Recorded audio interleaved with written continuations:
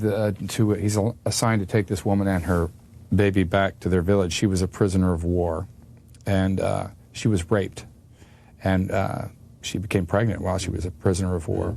You know, and he takes them back to her home village, and she's rejected by her family and people. It really does show you. I mean, if you sit at this table and talk to enough people, you get at least reflections of the horror of war. You know, that it is not just soldiers and combatants who are killed. You see it in every way. And especially have we seen it now because of the power of television and media.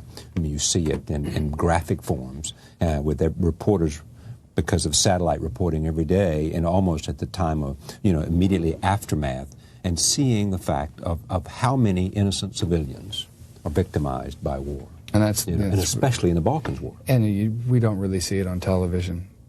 Being there, I mean, I went to Sarajevo, and to be there is a much different experience than seeing it on television. It's something completely outside of my realm. Tell me about that. Well, I went there for one day to Sarajevo. There was to get out of the airport and see blocks upon blocks of apartment buildings and homes that are just rubbled, completely leveled to the ground, and they can't even go back and clean them up because they're mined. Yeah. And children are playing, you know, among the rubble still.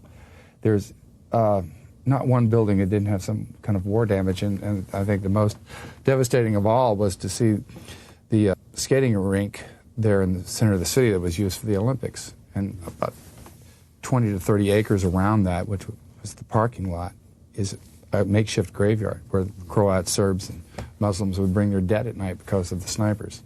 Did you read or prepare or talk to anybody for this any differently than... Yes, I knew a guy who was a bodyguard in Paris, and he was ex-French Foreign Legion, which my character is. Right, he's a Foreign Legion. And through him, I met with a couple of people who were soldiers of fortune, mercenaries over in that war. And what did you learn from that? Well, like I said, this character was really far from my experience. I've never been in combat, and nor do I ever really want to. And but to get inside their minds, as an actor, I'm interested in what makes people tick.